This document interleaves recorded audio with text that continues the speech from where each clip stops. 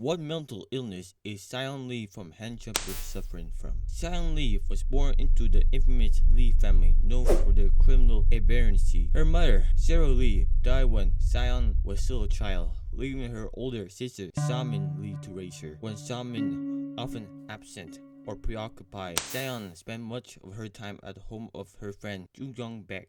Jung-gong's father, a police officer, grew concerned about Sayeon's lack of parental supervision and decided to visit her home. There, he encountered Samin. Aware of his profession, Samin murdered him before he could charge her. The moment shattered Sayeon's trust in her sister and marked the beginning of her disillusionment with her family and her guilt for assisting. Determined to be different, Sayeon poured herself into her studies, quiet, studious, and a teacher pet.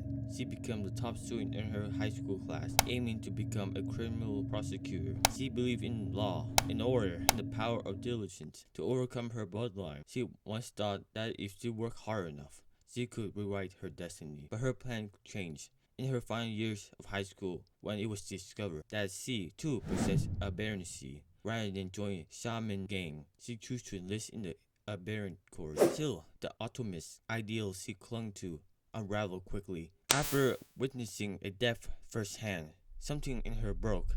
Her idealism dissolved, replaced by the green pragmatism. From that point on, she let go of her hope for a normal life and accepted that the world had no place for someone like her. At some point, Sayeon realized Jae Kim, her best friend, died from Officer An after meeting his father and vowing to cut Haeyeon's throat in spite of wanting to rise up the corporate ranks. Intelligence and behavior. Sayeon's biggest strength is her intelligence, which she was well known for, even before joining the corps.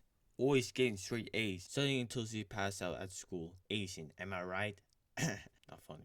She first really showed her strategic side during capture the flag, constantly adjusting her plans wherever her team failed. She even used Min Woo, fully aware someone will get hurt. Everyone else was shocked. Saeyoon just grinned. That moment showed how far she was willing to go. Winning at all costs, she was proud of it, and it scared people. She tried hard to seem cold and logical, but her emotions are all over the place. Her teammates can't figure her out. Sometimes she acts like a control freak. Other times she breaks down under pressure. Ryujin even asks, "Aren't you supposed to be a psychopath?" Because she acts logical one second and illogical the next. The truth is, Sayeon wants to be seen as good. She craves validation and normalcy. When Min say he believes in her, her anxiety disappears. Just for a moment. She's not heartless. She doesn't trust anyone. Her ability to reverse time only makes things worse.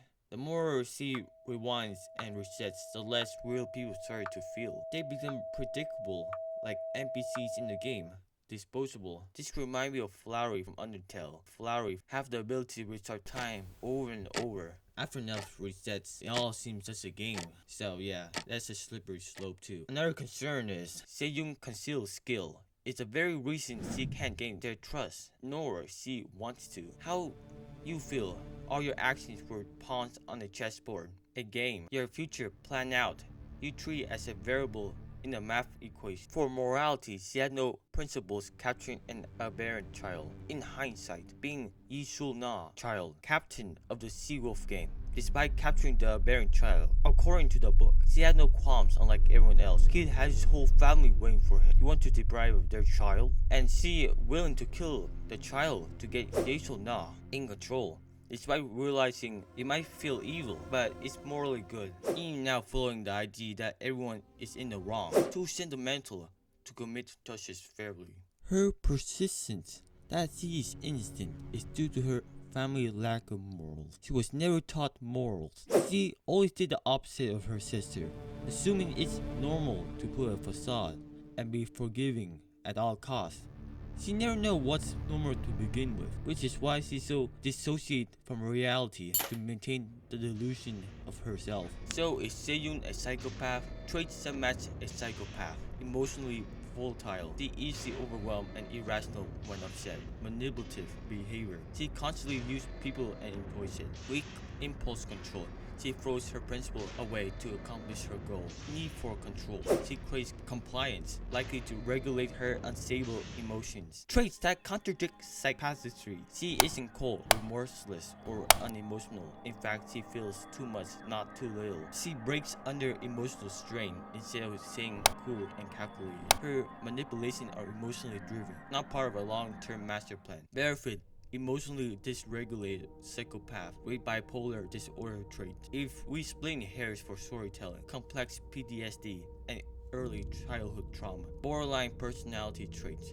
Emotionally dysregulated, manipulative defense mechanism. She's not fully antisocial because she still wrestles with morality and identity, but she still exhibits antisocial behavior, manipulation, disregard for others' autonomy, combined with her emotional vulnerabilities. She fits a morally fractured, trauma-shaped sociopath. Whether she was naturally psychotic due to the gallings or her trauma experience, it is a different story. Hard to put a label on her.